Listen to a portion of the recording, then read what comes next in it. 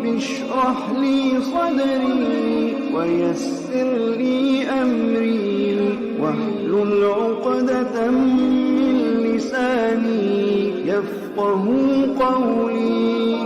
بسم اللہ الرحمن الرحیم۔ ایف وظائف کے پیارے بہن بھائیوں، السلام علیکم۔ امید کرتے ہیں کہ آپ سب لوگ خیر و عافیت سے ہوں گے۔ آج کی اس ویڈیو میں ہم آپ کے ساتھ قرآن پاک کی ایک آیت کا بہت ہی مجرب، مختصر اور طاقتور عمل شیئر کریں گے۔ آج کا وظیفہ ان بہنوں اور بھائیوں کے لیے ہے جن پر کوئی ایسی مشکل آ پڑی ہے جس کا حل ہونا بہت ضروری ہے، لیکن اس کے حل ہونے کا کوئی امکان نظر نہیں آ رہا۔ انشاءاللہ تعالی آج کی اس مختصر سی ویڈیو میں ایک ایسا عمل بتائیں گے جو کہ بہت ہی مجرب اور آزمودہ ہے، جس کو ایک بار یا دو بار کرنے سے جو بھی مشکل ہوگی انشاءاللہ تعالی اللہ تعالیٰ کے فضل و کرم سے وہ حل ہو جائے گی اور آپ کے مال و دولت میں بھی خوب برکت ہوگی۔ اس عمل کو کرنے کے لیے چند ضروری شرائط ہیں۔ آپ نے یہ عمل باوضو ہو کر کرنا ہے، غیر شرعی اور غلط مقاصد کے لیے نہ کریں۔ اپنا مقصد ذہن میں رکھ کر اس عمل کو کریں۔